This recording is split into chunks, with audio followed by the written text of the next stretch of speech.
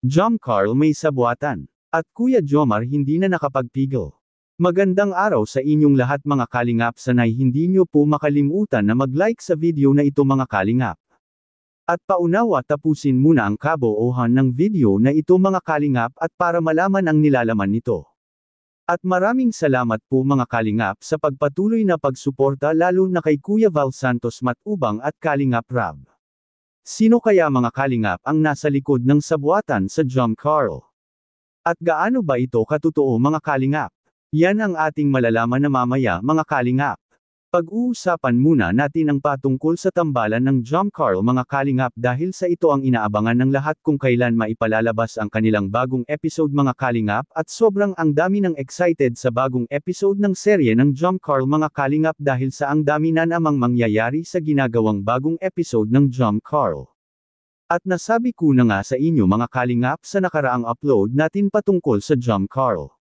At isa na nga dito ang patungkol sa ikalawang date ng Jom Carl. Dahil sa maraming nabibitin sa nakaraang episode ng Jom Carl at lalo na sa ginagawang date nila ni Carla at Kuya Jomar ay ngayon bagong episode na aabangan natin mga kalingap ay tiyak na hindi na mabibitin ang lahat dahil dito na rin mangyayari ang pangalawang date nila ni Carla at Kuya Jomar mga kalingap.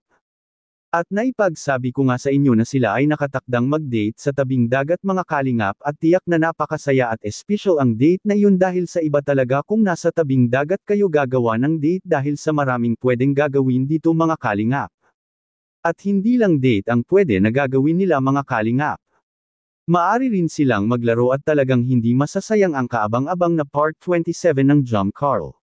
Ang malaking concern lang ng karamihang viewers mga kalingap patungkol sa Jom Carl ay sana anya ay wala ng ibang makaka-eksena bukod kay Kuya Jomar mga kalingap. Dahil sa marami anyang magagalit kung sakali na mayroong ibang makaka-eksena sa dalawang sikat na tambalan. At nag-alala rin ang karamihan baka sakaling mangyari na may sasali sa Jom Carl na love team ay maaring magugulo anya ang isip ni Carla at hindi na ito makapag-focus sa kanyang pag-aaral. Which is tama naman po ito mga kalingap dahil si Kuya Jomar ang naunang mangliligaw ay hihintayin na lang natin kung saan aabot ang ligawan ng dalawa mga kalingap. Ngunit kahit ganun pa man ay ang desisyon pa rin ni Carla ang masusunod mga kalingap at hindi ang team kalingap. At paalala lang po ang serye ng Jom Carl ay pampo good vibes lang ito at hindi ito nagbabase sa totoong buhay nila mga kalingap. At totoo ba talagang may nagaganap na sabuatan ng Jom Carl? Yan ang atin ang malalaman ngayon mga kalingap. Ayon sa ating kaalaman pa tungkol sa Jom Carl mga kalingap, ay mayroong isang malaking grupo na siyang sumusuporta ng Jom Carl na serye mga kalingap at walang iba ang Jom Carl 18.